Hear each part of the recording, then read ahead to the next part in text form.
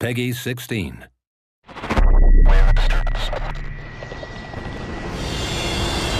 Endgame is the final piece of Battlefield 3 downloadable content. I spoke to lead designer at DICE, Nicholas Vergreus, about everything it has to offer.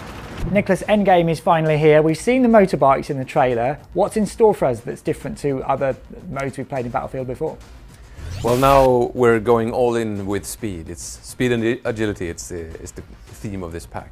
So Endgame is really about the adrenaline that comes with high speed, combat and chases. And the motorbike is, of course, kind of the epitome of that, where you basically ride it and you have your friend on the back and you just go crazy fast over jumps and taking bases super fast. So you've got 4 maps in this piece of DLC. What types of terrain are we going to be riding and running and flying around in? They are themed kind of around the different seasons. We have the winter map, which is Sabalan Pipeline, and then we have London Flats, which is a big kind of deserty, hot summer map. And then we have the kind of autumn map, which is Operation Riverside, and then Kiasar Railroad, which is a spring, lush green type of forest map. So aesthetically, they look very different, but how do they play differently? When you talk about speed, you need actually some distance to cover, otherwise you won't get anywhere. So the maps in Endgame are quite big. The exception to that would be Sabalan Pipeline, which is a slightly smaller map. It's still vehicle friendly, but it has smaller areas or distances to cover, so it's a little more catered to infantry combat.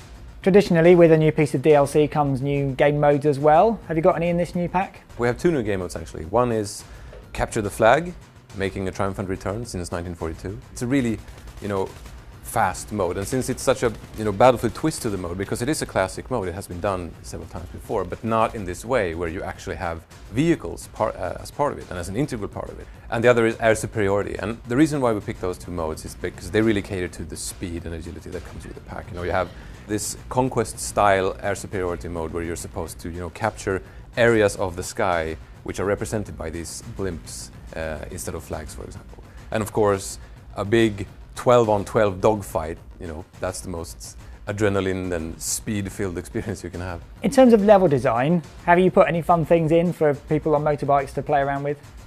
Yes, absolutely. We've added, lots of kind of hidden, and some are very obvious, jumps that you can make some really big air jumps, or some small. You can do big shortcuts like over rocky terrain or something like that to reach the flag bases faster. So there's lots of cool stuff to do for the people riding the bikes. And I guess some spectacular crashes happen as well. Indeed they do.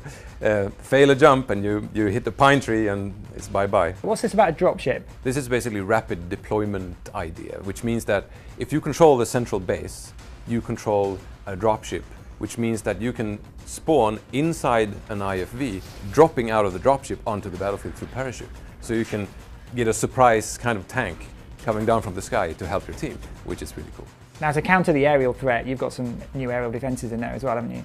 Yes, we have 2 new Jeeps with an AA turret on the back. So they provide very mobile, very fast anti-air support, which is really, really nice, because normally you might have to rely on either static AA or infantry, which doesn't have the strongest AA, but now you have this very mobile platform to take down air threats, which is really nice.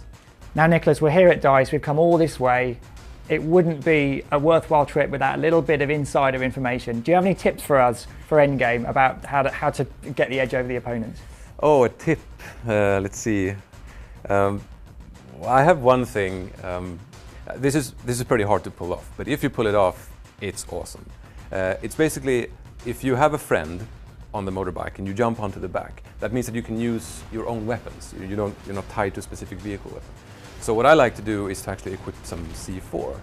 And then as you come up to some of the jumps that go over roads and over crossings, if you time it right and there's a tank passing by, you can actually go over the tank, drop some C4, and as you land next to it, go click. And that is pretty epic. That's what I call a Battlefield moment. Yes, indeed it is. Well, Nicholas, obviously Endgame is the last piece of DLC, and you've been with us since the very start, so thank you very much for your time talking us through not only Battlefield 3, but all the iterations of the DLC that have come since then, and I look forward to playing Endgame. Thank you. Always a pleasure.